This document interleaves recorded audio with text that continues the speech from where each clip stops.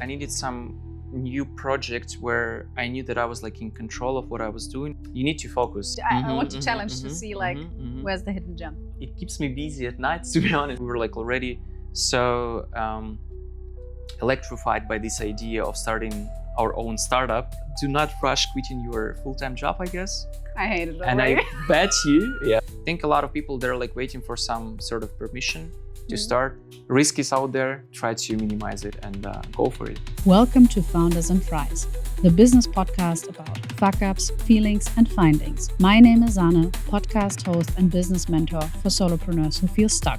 Together, we untangle the knot through structure, systems, and the necessary hype. First the talk, then the challenge. We solve real startup problems in under 30 minutes. All the bet is on me as host. Welcome to the 10th episode of Founders of Fries in Season 2. Today with a special guest and also, as you can hear, in English, because as a highlight of the season, we have here Kyrylo Korsun from Found, the founder, together and today in English, because you have a newsletter and a new business completely focused on the tech scene. So please, what is the business model? Hi, first of all, thank you so much for having me. Super excited to be doing the first episode for me, but as well as for you in English. I'm a founder of Found. Found is basically a tech newsletter. It started as a tech newsletter, but maybe we can dig deeper into that, what it's gonna become and how is it evolving. But basically, the business model of Found is so pretty simple right now. It started, as I said, as a tech newsletter. And my idea initially was to sort of like create a central platform, like a source for tech and startup community here in Hamburg, English speaking, because I wanted it to be inclusive from the day one. Basically to showcase what's going on in the Hamburg startup and tech ecosystem. So the problem that I was trying to solve in the very beginning was that there was just like no single source, for me at least, that would centralize all the things which were like interesting to me. And I was trying to build like my own network, because at that time when I started Found, I was building my own startup. And then I had this struggle of finding events where I can meet like cool people, where I can get in touch with them, learn from them, and then maybe, I don't know, find a co-founder, find like a potential partner or like a potential client. And I just like started to put all of the interesting and exciting events in the newsletter. And in the beginning, I didn't even think of that as a project that can, potentially become like a business or like start generating revenue. So for me, it was more or less like my hobby project, because I was like solving a real problem that I had. And I knew already that there were like a couple of friends in my like circle that had the same problem, basically. So, I just like decided that, okay, I would create like a newsletter, which was like the easiest way for me to start. But then it grew. So I started the newsletter in May last year. So it's been already almost a year. And I've started to notice that it resonates with people. So it basically solves the real problem that there is. So a lot of people, they're coming to Hamburg, they're new to the city, or starting their like startup journey, and they're looking for opportunities to meet new people, to, I don't know, maybe like talk about their startup, pitch it to like different people. So then I like started to have some ideas of like, okay, what do I want to do, right? I mean, it has grown to right now almost 1,000 subscribers. And then I started to realize that there are like some opportunities to start like monetize the newsletter, like bring some sponsors, which of course have offers which are relevant and helpful to my audience. And so the business model, answering your question, would be so far to have paid sponsorships, basically some slots in the newsletter. And I've got like, for example, a sponsorship with Phenom, which is an online bank, and they promoted their event in Berlin, but for founders, and that was like fitting very nicely into my newsletter and for my audience as well. So far, that's been the business model, I would say. Okay, so it basically started as a pain point which you yourself had, and also some of your friends started as a hobby. And then during that process, you found out, okay, it resonates with a lot of people. Maybe I should dig in there further. So on the account of that, what is your vision for Found? Because only because it started as a side project doesn't mean that it doesn't need to get to somewhere else. Sure. So that's a very good one, because it keeps me busy at night, to be honest. I'm thinking a lot about like what is the vision, right? So in the beginning, as I mentioned, I simply wanted to solve a real problem that I had. But with the time, it started to evolve, and then I started to realize and to notice a lot of different gaps that were like present and are still present here in Hamburg in the local ecosystem. Starting from like, okay, even though I'm covering events, but personally I wouldn't go like to most of the events that I see like online. So that's why like I'm curating the list for the newsletter. So I like decided, okay, that maybe I should try to go in that space as well, and started like hosting events, because like I wanted to bring people together. So this was like the initial idea for the vision of Found, as a sort of like a connector of people, where no matter where are you building or what is your product, right? If you're like in a deep tech startup or an AI startup, you would still meet other founders from like different bubbles. And so my idea was like to put Found in the center of the startup ecosystem, and let people discover like new opportunities, new events, things like that. So this was like the initial sort of like idea that I had. But right now, I think it's moving into the direction of becoming a real full-blown media concept. So the newsletter itself is sort of like a media, and even though it started as a just like a source to find cool events, I started to put my thoughts there as well on the local ecosystem, how I'm seeing problems, whether there are like any solutions that we can develop together with the community to address those problems. And I also started to get like a lot of feedback from people that they would be interested to learn about like other founders, about the ecosystem in general. And this vision, it started to evolve. It's not only like connecting people, but it's also like putting people in the spotlight. So it's helping them to get discovered by the community, and basically to show the outside world that Hamburg exists. Because from my experience, when you're talking about like startup ecosystems in Germany, especially, Hamburg is not on the map.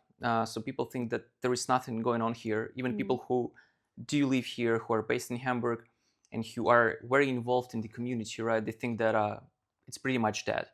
So we used to have like some big accelerator and incubator programs in Hamburg, which made it like very well known in the ecosystem. But then eventually they all died out, unfortunately.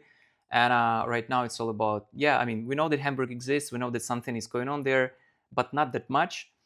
And so my vision right now is to basically to become a platform which not only connects people, but also puts like prominent, talented people who Hamburg has into spotlight, and basically telling their stories.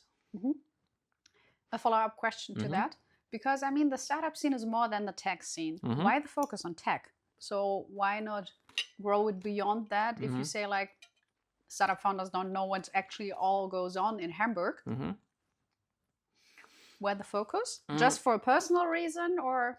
So how I define tech. So for me, tech, just because of my passion, my background is basically working in startups and in IT companies, and I'm super passionate about technology, and this is just like feels natural to me to be talking with these people and to be building my newsletter around that topic.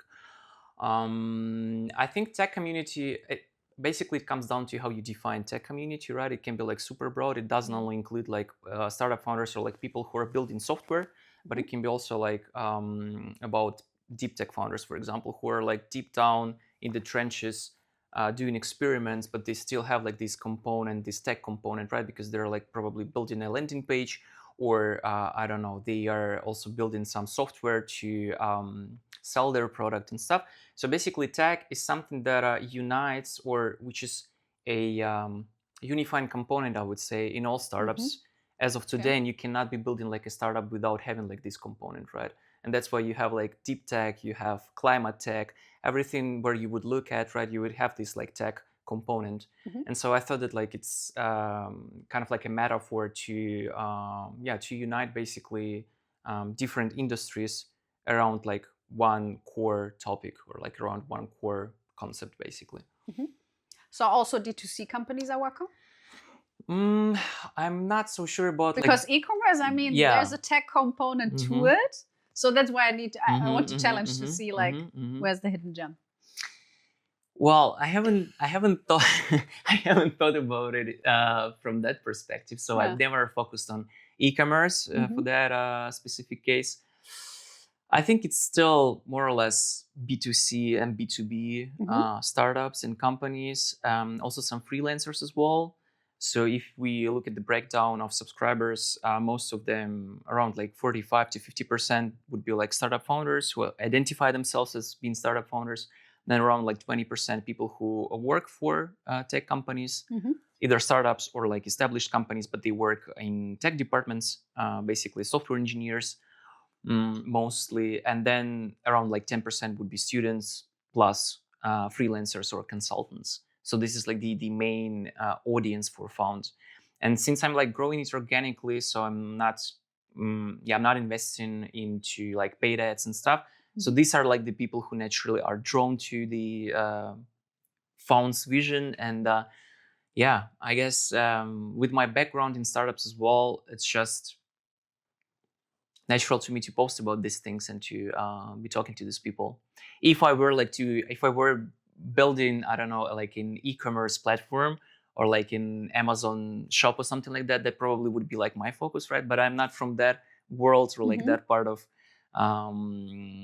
the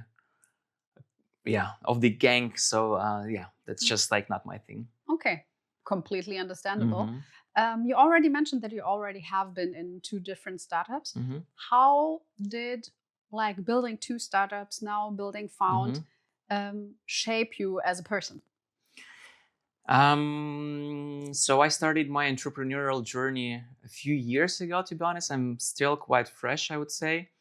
I had some ideas that I've been playing around with, but they didn't work out. And then like the first idea that materialized into becoming like a full-blown company was a marketing agency, digital marketing agency that I started with my friends. They're based in Berlin. And basically like our idea was to build digital marketing strategies for companies out there. And we had some customers, especially like in B2B sector, not only in Germany, but also from Canada. So we worked like across different industries, built websites for them, but also helped them to increase their like presence online and to build their like brand strategy around that. So this was like my first idea. And then while we were like working with a Canadian LGBTQ film festival, this is how the idea for the second startup was born, basically, because that festival, it's called Image Plus Nation. Hello, if you're watching this. So while discussing like different problems that they had at that time, we stumbled upon like a very specific problem that turned out to be like pretty common in this industry, like film festivals industry, but also like overall in movie accessibility thing. So the core problems there was that movies that are like shown in cinemas or like film festivals, they're not accessible for people who have like either visual impairments or like hearing impairments. And at that time, it was like in the beginning of 2023, 2024. That was sort of like the time horizon where we started working on that. With all this like AI advancements, right? We thought of like, okay, it should be possible to make those movies basically accessible to people. And so accessibility, it covers basically like 2 general concepts. Firstly, when you go to a movie as a person who is not affected by these impairments, basically you can consume video content normally, right? Without like any constraints.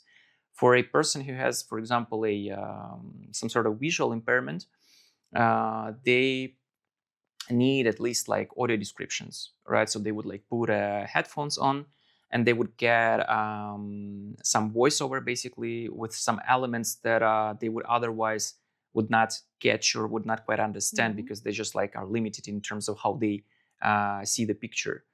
So this was like our first idea to create like these audio descriptions, like using AI. We would basically create a voiceover for like different plot elements, helping them to just like to better understand what's going on.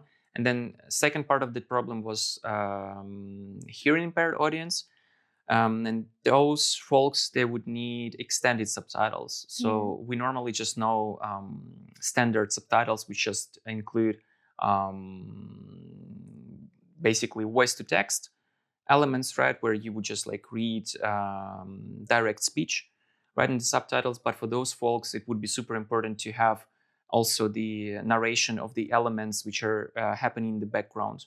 So for example, when someone enters the room, and that is like very important to the plot, it should also be reflected in the subtitles, because otherwise those people, they would not be able to catch those sounds, for example, like those subtle sounds that are probably like not that loud, right, or not that clear. So these are like the elements that you would need to include, for example. So these were like the problems that we were trying to solve.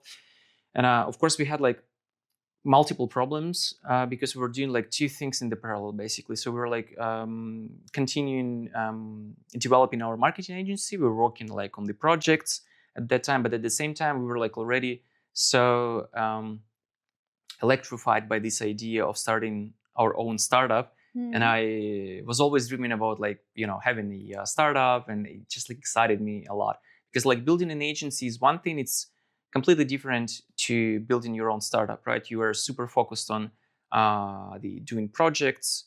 Also, the business model was completely different. But then this idea of like building something which is scalable, which is digital, and which has basically no borders was very exciting for me at that time. It's still exciting, of course, but and we were like trying, to juggle like many balls, building marketing agency, but then starting like doing the startup. And in the process of doing so, like what I realized, of course, like when I'm reflecting on that, is that you need to focus, no matter how hard it is. I mean, I just like realized that I was basically torn apart between like two things. I was like at that time finishing my studies, and then we had like two companies going on, and I completely shifted my focus to building startup. But then my other two co-founders, they were like mainly involved in the marketing agency, and we weren't doing either of those things like properly, because like for marketing agency, when you're building a project-based business, you need to constantly make sure that you have enough projects in the pipeline, or you need to make sure that you have at least enough people that you are talking to about potential projects in the pipeline. So this is the thing. And then once someone falls out and you're like a small company, you're just like 3 people managing everything there, it has a tremendous effect in terms of like how successful your company is going to be. And this was the problem, because like at that time, so I was completely focused on the startup, and we got into this incubator program, Kerber Startup, and we were building our first MVP, and I was like completely consumed by that. But then we started to notice that we were running out of like projects, and then the new projects wouldn't come in for the marketing agency. And my two co-founders, for example, they completely quit their full-time job. So they went all in, because we were like super lucky when we started the thing. We had quite a big customer, German company, with which we had 2 contracts signed. The first one was like for the first 6 months, and then the second one also for the another 6 months. And it was like super nice, because we had like this security. Like we knew that, okay, we have at least like this one customer, which already like generates enough money for us to sustain like 3 people at that time. And in the meantime, we were like in the talks with other big projects as well. But then it didn't work out, unfortunately, because we were like in talks with one Polish startup that were like raising money at that time, and they didn't raise their Series A fund, I guess. And they were looking like to hire us as a marketing agency. So then when this happened, basically, we were of course like confronted with the question, okay, what are we gonna do? We sort of like need money to support marketing agency, and of course my like co-founders, because I was still at that time, I had like some other financial streams or like income streams. I still had my job, and for me it was kind of like covered, so I didn't stress that much about that. But for them, of course, it was like a tremendous stress, a constant stress of like, okay, where are we gonna get that money, and what's more probable? Are we gonna get like money through the marketing agency or through the startup? And of course, since marketing agency was like already established and startup was just like in the beginning of its journey, then we started like to deprioritize like building our own startup, focusing completely on the marketing agency. But then in the end, neither of that worked out because, as you can imagine, like both of them and me included, we were like super stressed because we didn't know like what to do. Because for the startup, we had like first pilot projects, but then in order to do these pilot projects, we had to shift our complete focus onto that. At the same time, we needed to generate money, and those pilot projects, they were like two of them, they were unpaid. Only one of them promised us some money, but that was like still, that wasn't our goal. We wanted to collect feedback first. So yeah, and eventually we decided to put a stop on like our marketing agency and then on our startup as well. What I learned from there was that do not rush quitting your full-time job, I guess.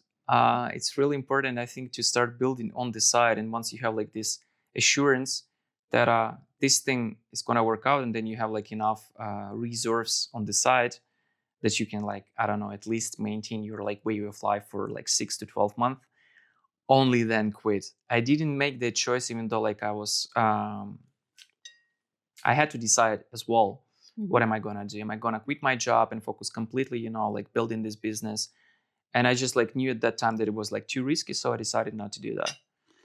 My co-founders, they did. And at first it seemed like a right decision, but then, retrospectively, it was probably a bit rushed. Or we probably should have stayed in full-time jobs for the first year and then see how it goes, because like exactly right after 1 year, all those problems started. Okay. So yeah, I think these are like super important things to get clarified in the beginning when you start like working with people, just like to set expectations, and also to understand that if something starts to go south in the private life or in the business life with your co-founders, basically, it affects you immediately. It doesn't matter that you think that, okay, it's their life, they need to figure it out. It doesn't work like that. When you're like building this sort of like relationships, you are in this with them together, and then all of you, you're working on solving the problem that like only one of you might have. So this is something that, of course, I couldn't have expected when I started out. But yeah, in the end, was a very important learning. Okay. Based on all the situations you went through, you started to build up Found by yourself. Was this also on the basis of the learnings you made with the other co-founders, that you said, okay, maybe I'll try it on my own this time to not have to need to think about the payroll for other people? I didn't even think that Found would be something that I would need like, to pay other people or something. So it was basically, so I started Found, as I said, because like I had this problem, right? And then I started Found at the same time as I was like building the startup, and we started like to have all these problems that I just described. So it was like more or less happening in parallel. Yeah, I would say that I just needed some sort of distraction at that time. I needed some new project where I knew that I was like in control of what I was doing, and where I could decide on my own what I wanted to become. There wasn't quick fix in those situations that we had with marketing agency at the startup, and it felt at that time that I just like needed a hobby project, to just to get distracted, like from all those situations, basically. Okay, so now that you found your distraction, not destruction, other word, you're not alone anymore at Found. You have a growth partner. How did that happen for you? Because you said, well, you started at the side, you started to build up, and now it's getting some kind of traction. Yeah, so Hugo is a community lead of Two Hearts. Two Hearts is a German-wide community for international tech people, basically.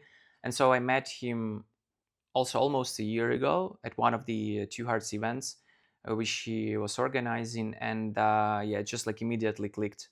I love the guy's energy and the way he was building the community at that time. And so we immediately became good friends.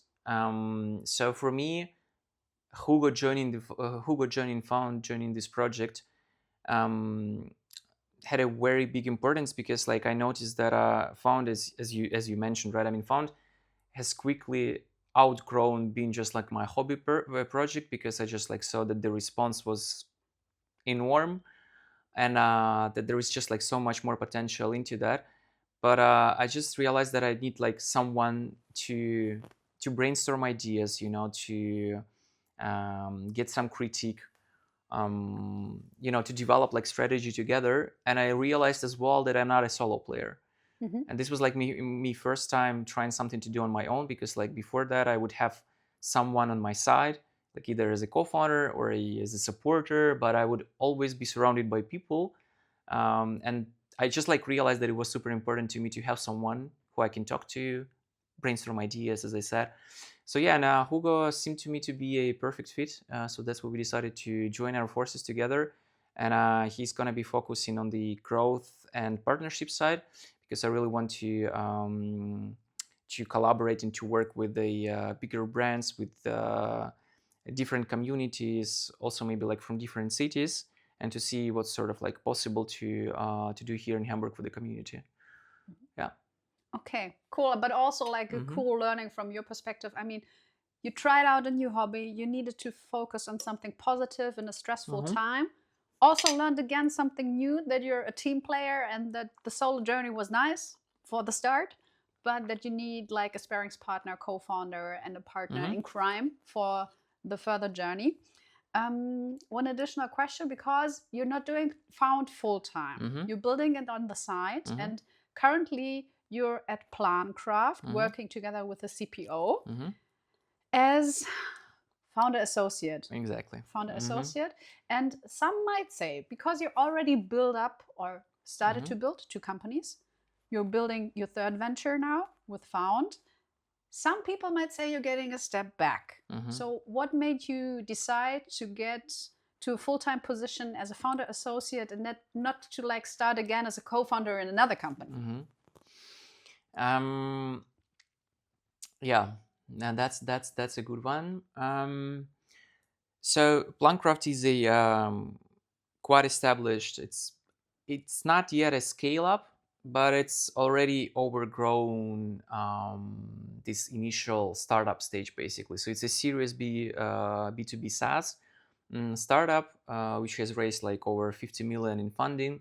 And for me at that time, while I was like building my own startup, I was always curious to see how like other people who are more successful, who have already like achieved this stage of growth, how they're like approaching building products, marketing those products, and all that and that kind of thing. So that basically was like one of my goals as well for the near future, or maybe like I don't know if I'm to ever be employed again, to go into work for startups, just like to see from my perspective of building company, how they are approaching that, right? Because my startup, for example, it didn't succeed, so we had to shut it down. I wanted to see, okay, how other startups are built. And then just like I saw this opportunity, I think it was just like on LinkedIn, I saw on the same day that they announced that they raised Series B round. I just browsed through their open positions at that time, and I saw Founders Associate. And Founders Associate is quite a versatile role. It basically can mean anything, and it depends on which company you work at, right? But mainly it comes down to helping founders, in my case, chief product officer, in their like everyday job. So in my case, it's a mix of very strategical topics, building like product roadmaps, product strategy, helping product managers to be more effective in what they're doing, but also dealing with like a lot of operational tasks at hand. So it's like a very nice mix. And then from the description, basically, it resonated a lot, because they were looking like specifically for someone who ideally also had some experience of building startups, or like working in startups as well, like in a very high-paced growth environment. And yeah, since I already knew that we were like about to close both marketing agency and the startup, that I needed something to to basically like get some income, and I was looking for a new opportunity, for a new project. So that decision like seemed pretty obvious to me that okay, now I tried to build my own startup, it didn't work out, then I might as well try to join one to see how things work from the inside, basically. And found at that time, because like I applied to Plancraft, it was like in September, August last year. So Found was like only 2-3 months old. Of course, I didn't know at that time it was still like a hobby project. It was something that I like genuinely enjoyed doing, had like a lot of joy of meeting like new people. It was just like a hobby project, I didn't think of that as becoming something bigger than the newsletter. Okay, so also there again to increase like the learning curve for yourself. You already mentioned it now in our talk here, but I also saw in your content you are putting out in LinkedIn and also in the newsletter that creating something for the ecosystem is very important personally to you. What do you believe needs to be done that we put Hamburg on the map as #1 ecosystem in Germany for the startup scene? I think there is no easy answer to that. So the problem is quite complex and multifaceted. So you have many different things that need to be addressed. But overall, so my impression so far is that we do have a lot of actors here in the local ecosystem who are trying to do many different things, and they are doing it pretty great. But the problem is that like the ecosystem as a whole is still quite fragmented. So we do have like many different initiatives, we do have many different communities who might have or who should have worked much more closely together to create and to build something which can put Hamburg basically on the map, right? For that you need scale. You cannot create a precedent by focusing on a very small thing and without like communicating with each other and cooperating with each other. This is the problem, and I think also Hamburg needs to realize where its strength lie. So for now, with this like Impossible Founders program, which is a new startup hub in Hamburg, which is gonna be focusing on deep tech startups. It means that they are gonna be helping startups to through their like incubator, accelerator programs, connecting them with the businesses and basically helping them to get established and to build their operations. But now Hamburg is trying to use Munich and Munich Unternehmertum, their startup, as an example of how to build a real ecosystem, especially like focusing on deep tech. But the question that I'm asking, even though like we do have like a lot of research institutions here, we have established universities in Hamburg as well. Hamburg's historical strength, they lie somewhere else in commerce, media, landscape, logistics as well, right? And so far we don't have, even though we do have like logistics hub here in Hamburg, we used to have some bigger accelerators for media companies as well, but they are gone so far. And so the problem is that like we need to really understand what's the strength of Hamburg and how each player in the ecosystem can work towards achieving this shared goal. So this is like what's missing, what's like the vision of Hamburg, and how we can like work together. And from your perspective, what kind of people do we need to shape that vision? Because somebody needs to start at the end to kick it off. So I think we do have already enough people, if you ask me. So of course, like it's always good to have like even more and more people who are interested, who are eager to take initiative and to start things on their own. I think a lot of people, they're like waiting for some sort of permission to start, or they're looking for other people who are who are going to be initiators of something. I think that's not the right approach. So basically, if you have like an idea, or if you have identified a problem that you think you can solve yourself, or that you can like offer your help to someone else who is solving this problem, then just like go for it, because Hamburg has a lot of potential, and it's still it has a lot of potential, and we just like need people to not be afraid of taking responsibility and taking initiative to start something. We have super cool people, but I think the problem is that like when it's starting as a motivation burst, basically, then it dies out pretty quickly, because before you start to see like the measurable impact, it just requires a lot of time. Same thing that I'm seeing with the newsletter. Growing the newsletter, like growing the community, is super hard. You need to invest like a lot of time in that, and then go for like at least several years in order to see like real results. And this is what people underestimate. And also, like Hamburg, to build Hamburg as an ecosystem, it's not a 1 or 2 year project. It takes decades. If we look at like other cities like Munich or Berlin. And this is the thing. So because like when people lose their focus, when they lose their motivation, when they become fragmented, it doesn't work. We just like need to stay super focused on one shared goal, join our forces, and then work towards like that vision that Hamburg might have, but I don't know how strong it is, to be honest. Yeah. Okay, that's a very direct approach to seeing it or to looking into it. So thank you for that part or your perspective on it. You already mentioned that like building up a newsletter is pretty hard. What about like, do you have one major fuck up, like starting your own newsletter, reaching almost 1,000 subscribers you started in May. It's not a full year yet. I think it's quite a good amount of creating, like from, I don't know, did you ever do a newsletter beforehand? So you had no knowledge, and in less than a year, almost having 1,000 subscribers. So what was for you the biggest fuck up on that journey? I think the biggest fuck up was, I didn't have that many, to be honest, with Found. But the biggest fuck up so far was when I was picking a name for Found, basically. Because,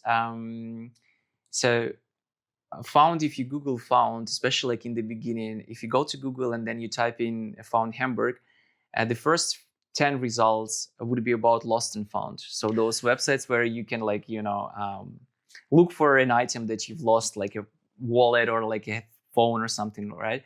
So this was like the problem for me that I didn't think about at that time. So that when people, while they would be looking for Found, they would like just see, those lost and found websites. And the funny thing is that like when you would Google Found Hamburg right now, then you would see like top 5 search results would be like Found's Instagram page, Found's LinkedIn page, the newsletter, and then only top 6 or something, or top 7, that would be like one website for Hamburg Lost and Found.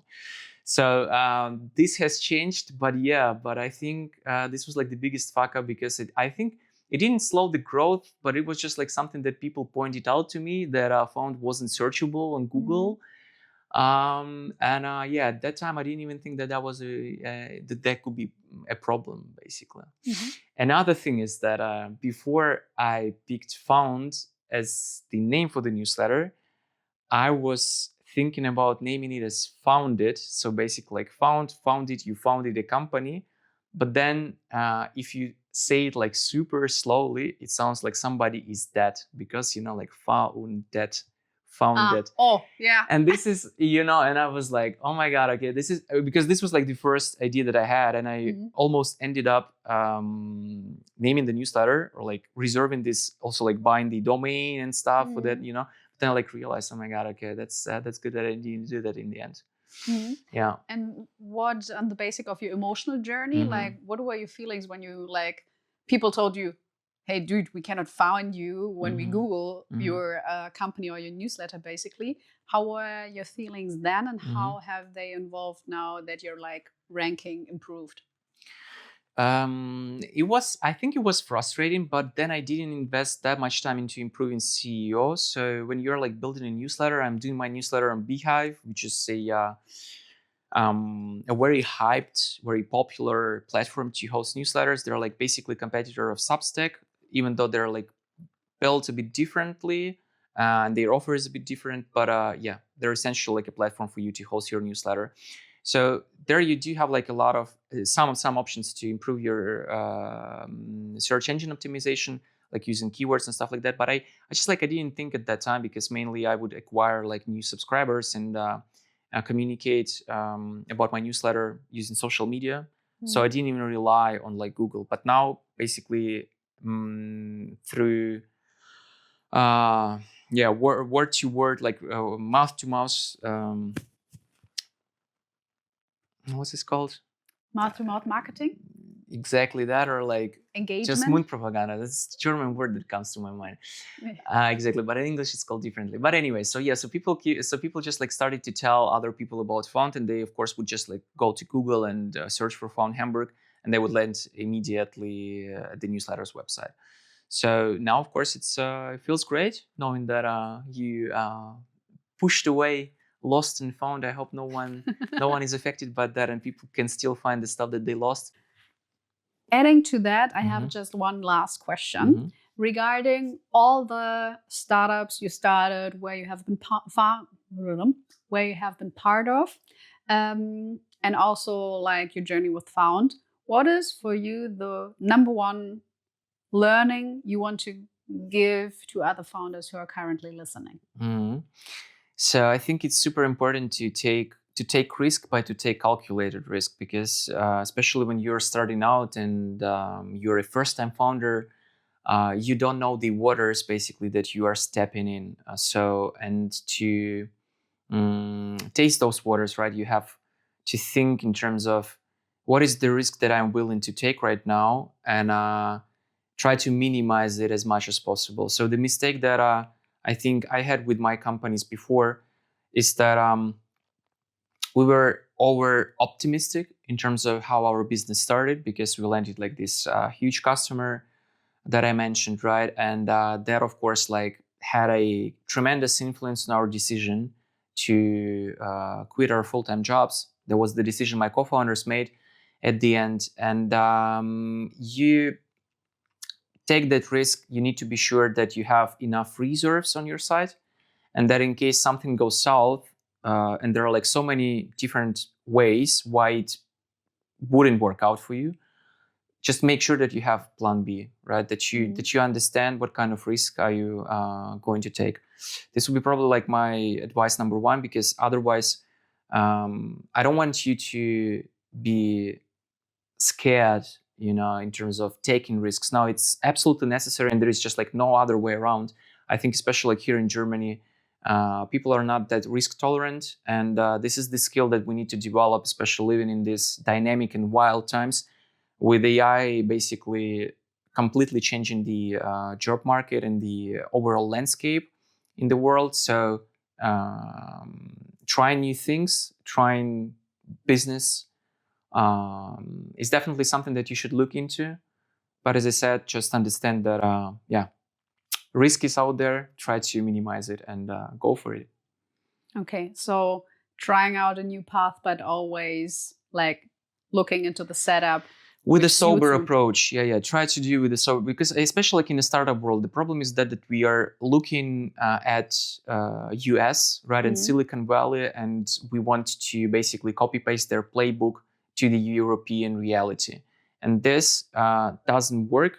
My honest opinion, we need to understand like in which reality we exist nowadays, and like here in Germany, but also overall in Europe, and they try to understand how we can adjust those rules or what is applicable directly to your case, right? But then again, look into yourself, look at your motivation, look at your situation, and just don't fall into this trap of like being overly enthusiastic about like, building a next billion-dollar company. Of course, that's the way to go, and this is the ambition. And I really appreciate people who are like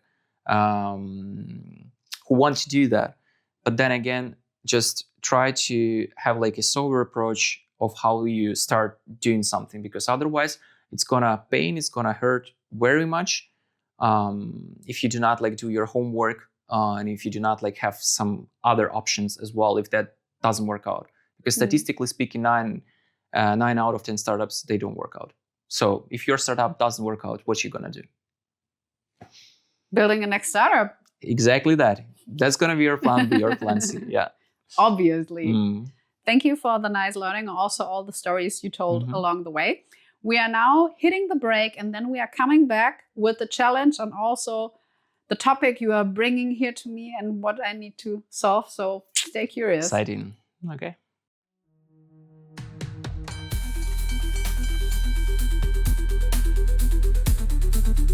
So, welcome back to the second half of Founders and Fries.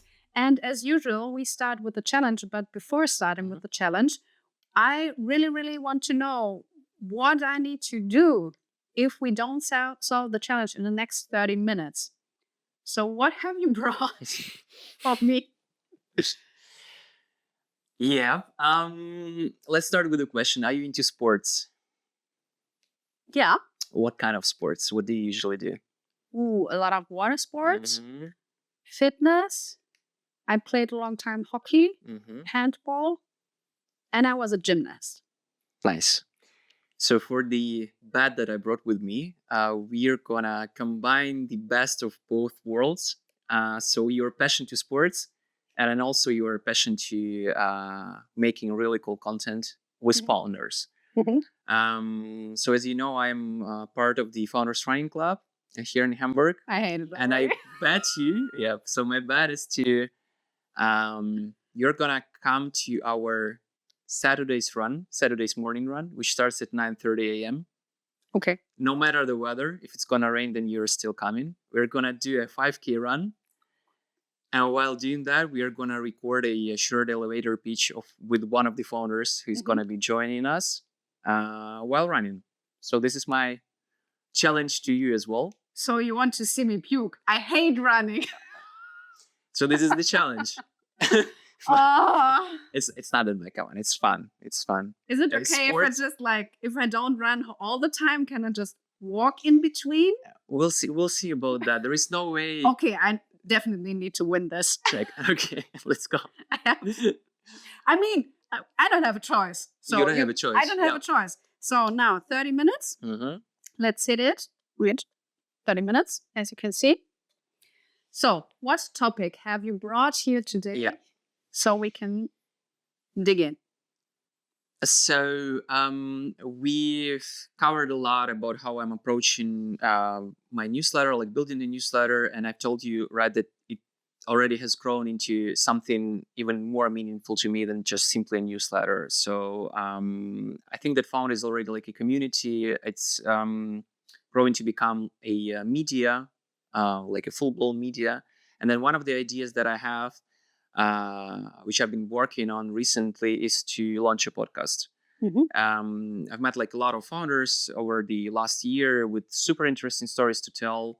As I said, like one of the vision parts that Found has is to bring those founders into spotlight.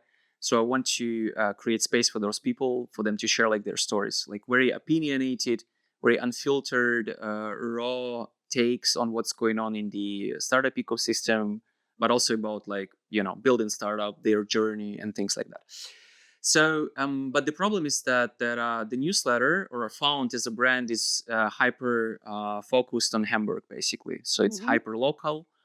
And the thing is, I wanted to keep that way for the newsletter at least, because this is like the, that's the advantage and also like the soul of the newsletter, that it's local, right? But for the podcast, I want to go beyond Hamburg. And I want to also, invite like founders or founders, like an interesting people from the startup scene from all over the place, not only like from Hamburg. And I'm thinking of how should I build my brand strategy around that, because I want to name the podcast as Found as well, like the Found podcast. That's sort of like the working title right now. Should I develop the podcast brand under the Found umbrella, under the Found roof? And if so, what are like the trade-offs? Because Found, as I said, is known for these like local brands and not like, outside of Hamburg.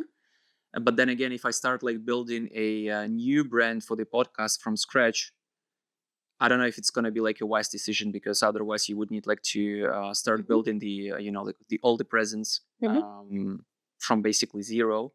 So this is like the challenge that I'm bringing to you. What should be like my brand strategy in this case? The brand strategy for the podcast, to see if it just like stays in Hamburg, or how to like make it more than just a local podcast, but to maximize it. Exactly. So yeah, that's sort of like the challenge, how to put Found brand outside of Hamburg, how to go beyond Hamburg with the podcast, not with the newsletter. Okay. what kind of stories do you want to tell via the podcast? So why should I listen to the podcast as a consumer? So as a consumer, I think first and foremost, you're a person who is interested into learning and hearing like fresh, unique, and unfiltered takes on what's going on, not only like in European startup scene, but also what it really means like to build startups in terms of like what kind of fuck ups you can have.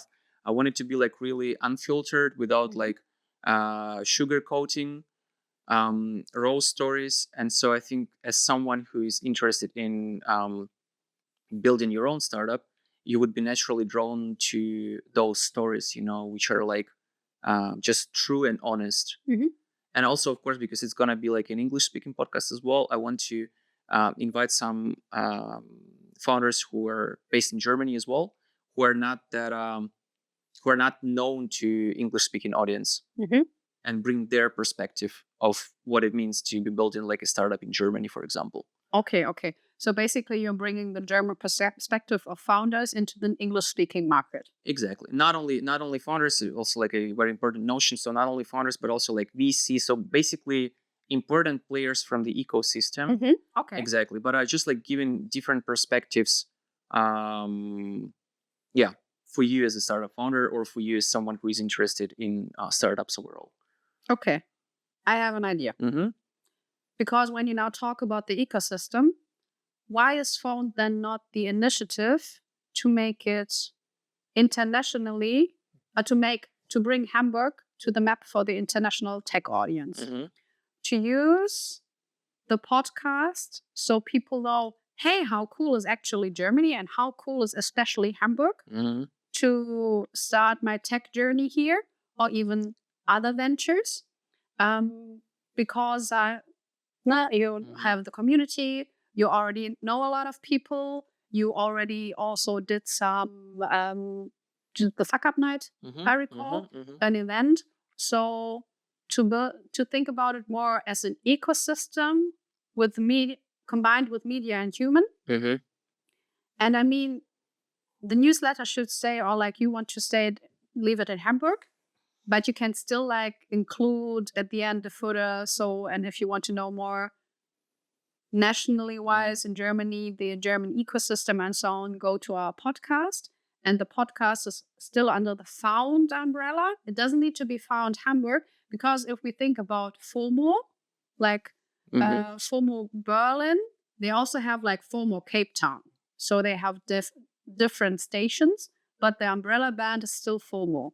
So I'd say you have Found as an umbrella brand overall, but the podcast is more internationally drawn, and the podcast has maybe the goal to, if people listen to the podcast and they say, oh, the German ecosystem sounds pretty cool, or like this person sounds pretty cool, and okay, I can now also subscribe to the newsletter and even get to know more, not about the overall ecosystem, but very specifically to Hamburg. To combine it in that way. Yeah.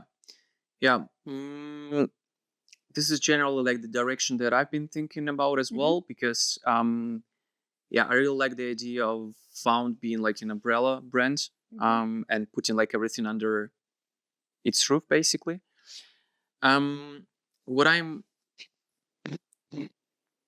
So like my idea for Found, and that's basically one of the reasons why we are starting the podcast in the first place. So it's not gonna be just like me as a host. Hugo and I, we're gonna be both of us. We're gonna be like hosts and inviting guests and talking to them.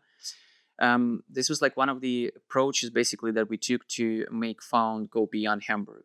For me, it sounds like as a natural progression of what Found already is, because we've established like some connections to founders. And I personally like met a lot of people who I would love to bring to podcasts and to dive into specific topics which remain like undisclosed, undiscovered on social media, for example. And it's sort of my attempt to go against this quick dopamine hit content, where it's just like short sentences, very like short and quick format, where you can like literally get like full insights into a specific problem. I still think that it won't be that easy, to have these like synergies. I mean, they might be like natural in terms of, okay, when people discover a podcast, right, they might like subscribe to Found as a newsletter as well. But then how to sort of like draw like this distinction, because podcast is kind of like a standalone product, right? Even though it's under the Found umbrella, it's still a standalone thing. And the topics and the things that are going to be covered there, they are different from what I cover in the newsletter, right? And they might be interesting also for people who are not from Hamburg, who are not interested in Hamburg per se. They're just like interested in a person that you invited to share their like insights and stuff. Yeah. So like this is the problem, because like the brand is going to be the same. Then you would have like two different products. And I'm not like not entirely certain if that's like the right approach. Okay, because you believe like the audience is completely different because the stories are different to tell and the overlap is not big enough? Overlap is big enough, but then I mean, we want to start podcasts still focusing on the local founders and local basically people who are based in Hamburg. Because Invited it's them easier exactly because it's easier to start. But in the end, we want to go beyond that. So one of the examples that I really like is OMR. Right, they started as a local event, and then they grew to become like this powerhouse, right, which covers like not only podcasts but also other products that they're developing, right, like their review portal and stuff like that. And I'm like really wondering how they nailed that, because they're not, even though they are associated with Hamburg, they managed to create like a brand which is known outside of Hamburg, and which is, I wouldn't say that it is like directly associated with Hamburg. For many people, like maybe they know OMR review, but it doesn't necessarily mean that they know that it is like from Hamburg and that it originated there. Yeah. Okay, good. The approach is a bit different because they like started just with the conference and then started from there, building up the whole ecosystem. And for you is like also like the expansion. So why not also, for example, if you say the podcast at the beginning will be mainly people locally, I mean, you can also start the podcast first locally and then tell the story of expansion and expand the podcast from there.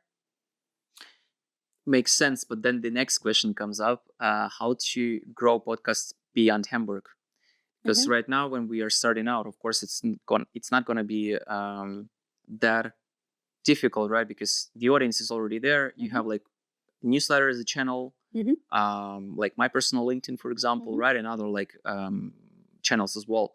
But then, like once you start to go beyond Hamburg, the brand is more or less like unknown, and then you want to attract like new audience. But then like my approach until now was to attract audience to my newsletter, and then use my newsletter as sort of like the top of the funnel, where you can like already showcase like different products for like other different channels, like lead them to your Instagram page or like lead them to your LinkedIn page, things like that. But then the newsletter stops being like the top of the funnel, and you would need like to use either like, I don't know, social media, or maybe like using Instagram and developing Instagram as a sort of like umbrella brand, which is not going to be locally focused, because right now. So we're also talking about other channels than the channels you actually have, because I mean, it's still a side project. I mean, first of all, include it on the website. So use the transcripts on YouTube, do a summary with the main key points, and put it on the website so you can be searchable for other people. So if they like search for a different kind of founder or a business model, that they can find the Found site, and that you are also searchable for AI to find your podcast, to also get ranked on Google. This would be a site. So you're also asking like promotion wise.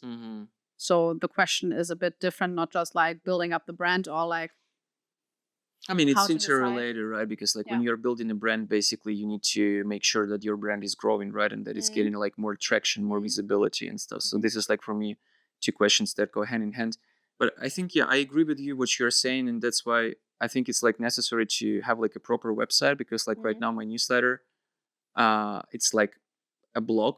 Basically, you can go to foundhamburg.com and you will see like an archive, which, but it doesn't say anything about like the other projects that are coming in the future.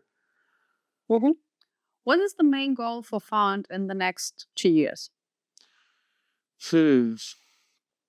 I wouldn't say that I'm thinking that long term, because for me, like in 2 years in this fast-paced world that we are living in right now, that's already feels like too heavy, to be honest, to think about.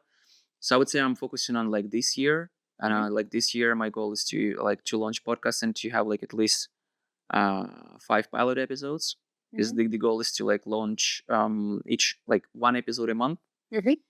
And then to see how we would move like from that direction, basically from that point onwards. You will do YouTube and Spotify like video plus video audio, and exactly. audio? Yeah. Okay. And then repurpose it like for LinkedIn and Instagram.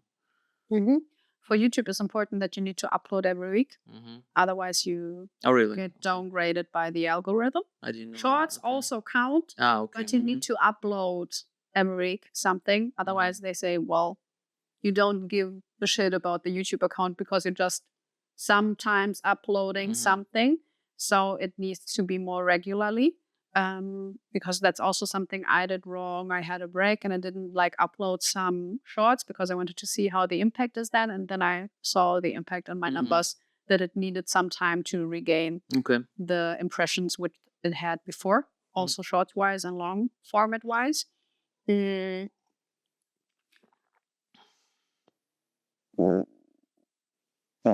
you be open to also let's say the podcast is working well after the 5 pilot episodes and you see a lot of international people getting in, commenting and say, cool, getting to know more about the ecosystem, cool people. Why not getting them also into the newsletter and like, I know it sounds kind of harsh, downgrading the Hamburg stuff, like not on the top of the newsletter, but doing it a bit later, or to interlink it in between. So to building up the Found brand as the story is more international founders getting to Hamburg and getting to Germany and getting to know more about the ecosystem. So interviewing other people from the ecosystem in the podcast and highlighting specific traits of Hamburg in the newsletter to twist the storyline there. To not make it about like just the tech scene in Hamburg, but to make it about the ecosystem and making Hamburg a spotlight within it. I mean, I can see where you're going. I think this is gonna happen eventually, because basically the synergies are there and just like fits in naturally in the newsletter, right? When people like share their stories and what you just said, right? Like having maybe a new section. The thing is, in the newsletter, you really need to pay attention of what kind of content are you putting into the newsletter, because even though newsletters, they are essentially different to any other type of content that you see on other social media, right? So it's a long form type of content, and it can be like broken down into like different sections, but you still need to be super careful in terms of which sections do you choose to place there, because the space is limited, right? And also the attention of people is limited. And though getting to inbox is also much harder, as opposed to just like hitting the follow or like subscribe to a channel button or something like that, right? That's why I'm like really thinking carefully what would bring value to my subscribers. Question? Yeah. Beehives. How good can you section newsletter subscribers? There are like a lot of opportunities. So you have like different tags. Why don't you? So what do you mean here exactly? I mean exactly the people who are living in Hamburg are getting a different kind of newsletter than people who are living in Germany or internationally. Like thinking about different kind of customer segments and make it more personalized. That could be like a completely different newsletter, right? That's what you're pointing at. You can think about completely different newsletter. For me, it's different kind of segments, because when I worked in corporate, we had, depending on what kind of customer you have a different kind of newsletter shown to you with different segments than being another customer, because you may be a more loyal customer. For example, you have a loyalty card then you get the segment of Yeah. the loyalty card shown. Mhm. I, for example, don't have a loyalty card, so I don't get the loyalty card segment shown. Mhm. For example, for founders and startup ecosystem interested people who are living in Hamburg, they get shown the Hamburg segment.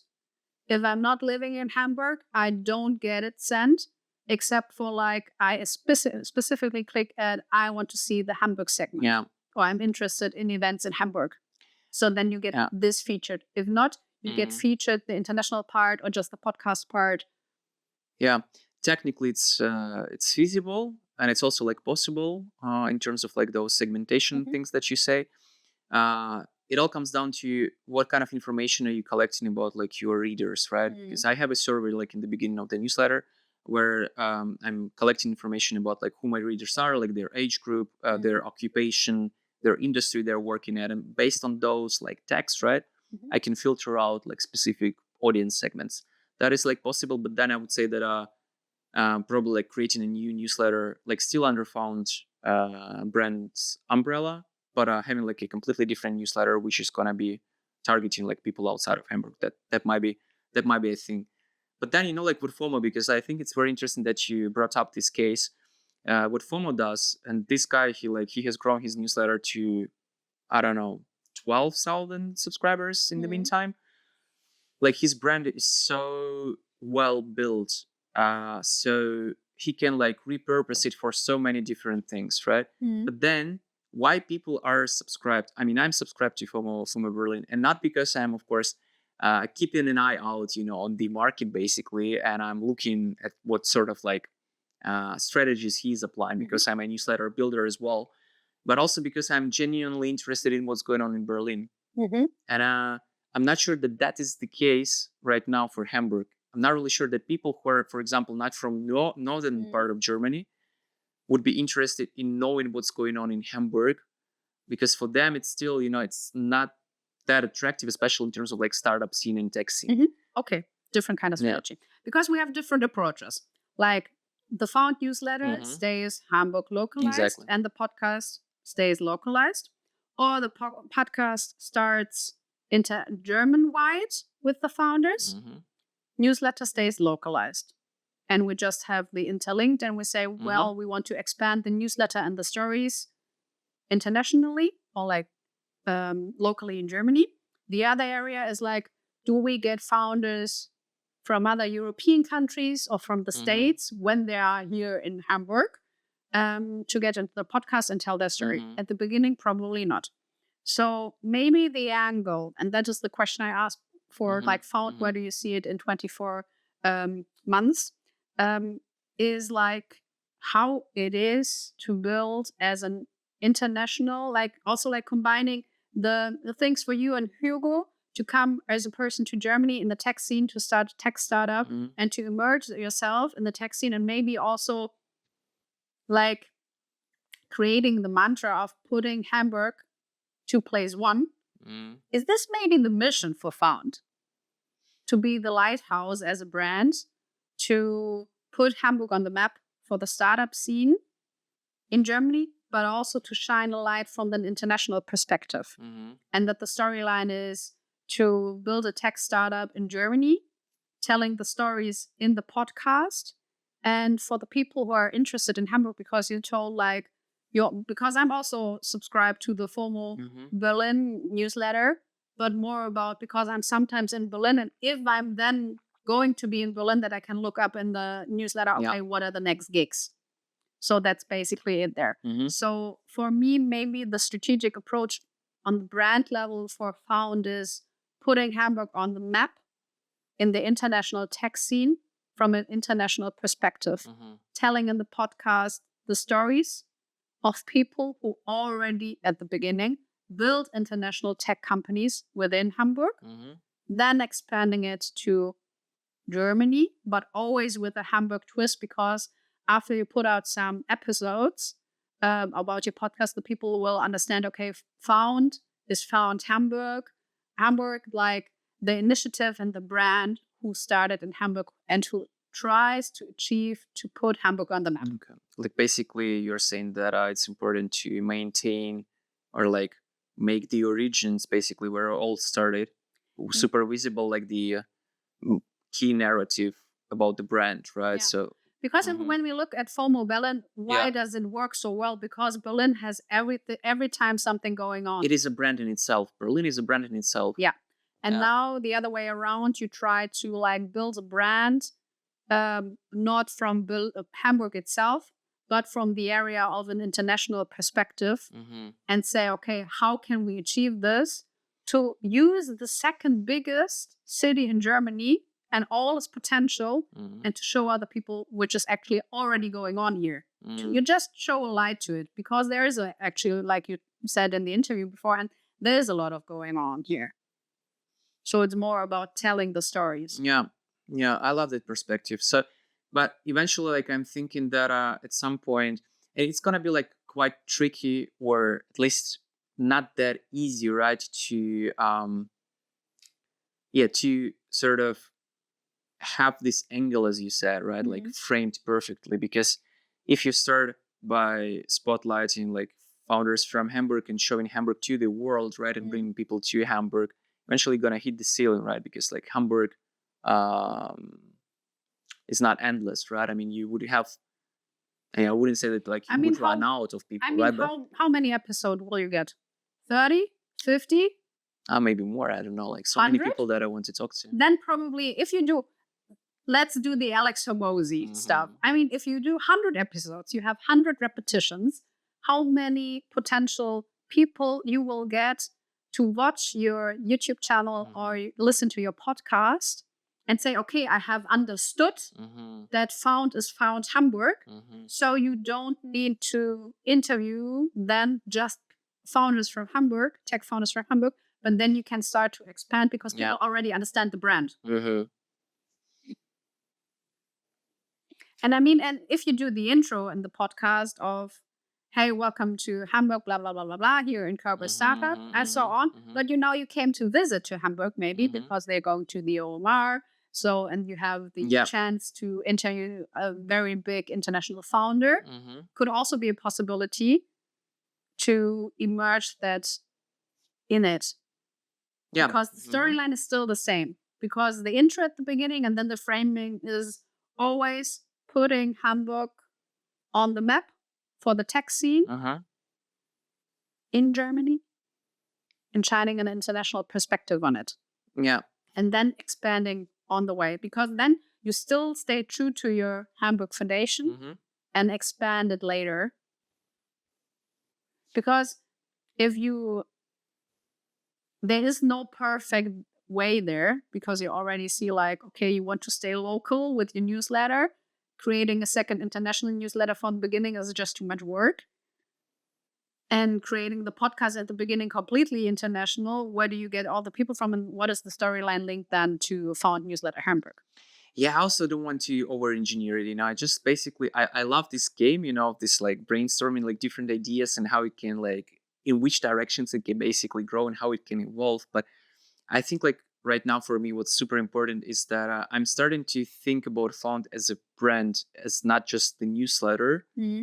And this is something that I also need to change in terms of how Found is perceived and how I'm positioning that as well. Because like right now, still Found is heavily associated with myself, with my personal brand as well, with what I'm writing about on LinkedIn, and then also the newsletter. Of course, this is like the core piece of it. And so for me, like the bigger thing is to think about how I want to develop Found as a brand, because it is becoming a brand, not just like for the newsletter, then podcast, then maybe like other things as well, which would grow out of like other projects that I might start. And this is like really interesting, how to start as a local brand and then sort of to become, to go beyond that and become a, Germany-wide or like European-wide brand, which is like interesting also for people, no matter the geography. I mean, if you start like for the topic of putting Hamburg on the map, maybe that's the angle, because that's why I also again asked, where do you see Found in 2 years? Is it, for example, what about an incubator? What about a Found accelerator for the tech scene here in Hamburg? I mean, we're getting here impossible founders and so on, but how international is it? Do they need a cooperation partner? Is Found mainly the media partner? So this is also like a differentiation factor in the strategy, but that's something which you need maybe to also think a bit more for yourself where you want to lead that, because you have different strategic angles here to take. Yeah. And this is something probably which will, depending on the corporations you will get and also the people you will meet, to see how you can like expand it beyond a media brand, for example. So what is something you can use here? For example, is it a possibility for you to do Found full-time on the long term, to be the connector for other people, to help them build up their startup here? Or is Found also like maybe the first point of contact as an international person getting to Hamburg and wanting to start a tech company?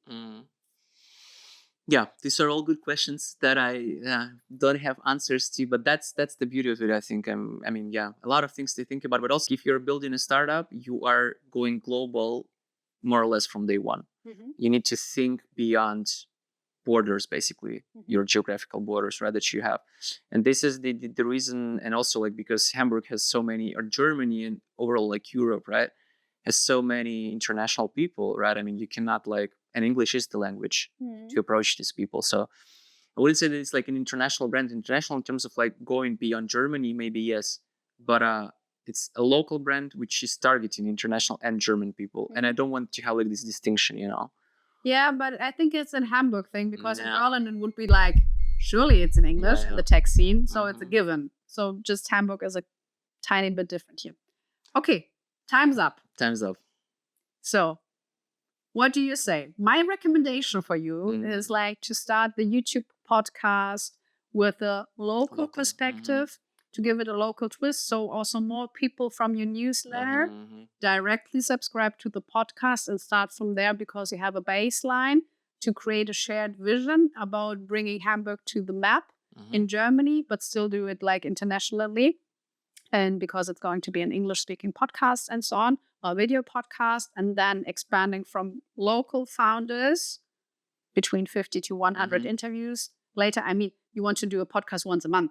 This is like 4 years of... If I'm going to have like 50 episodes, oh my God. Yeah, I can't like even think about that right now, but that would be crazy. Yeah, it's sure. like doing 4 years of podcasting. So, crazy and just imagine how many startups will start and end in between. Yeah, or like absolutely. how is the ecosystem going to change, and then expanding from that area. Yeah.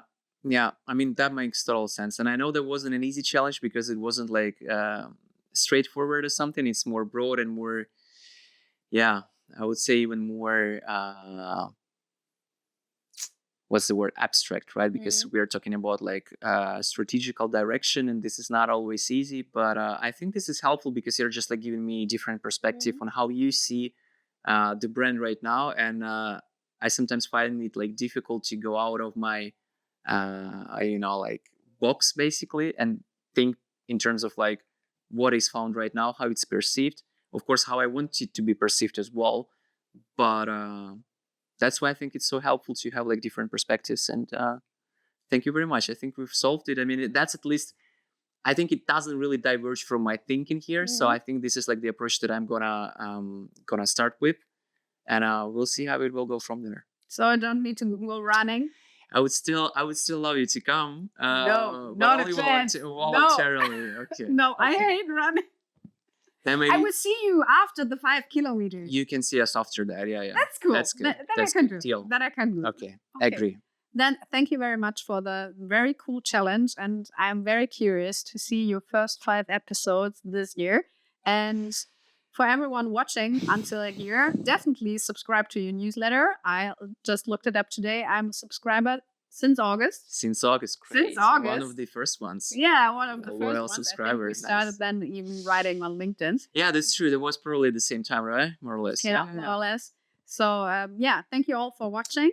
Thanks for having me. If you have some specific questions to the Hamburg ecosystem, to how to start a newsletter, or anything else to this podcast episode today, then just comment below here. And until then, see you to the next episode and also to the next season. See you. Bye-bye.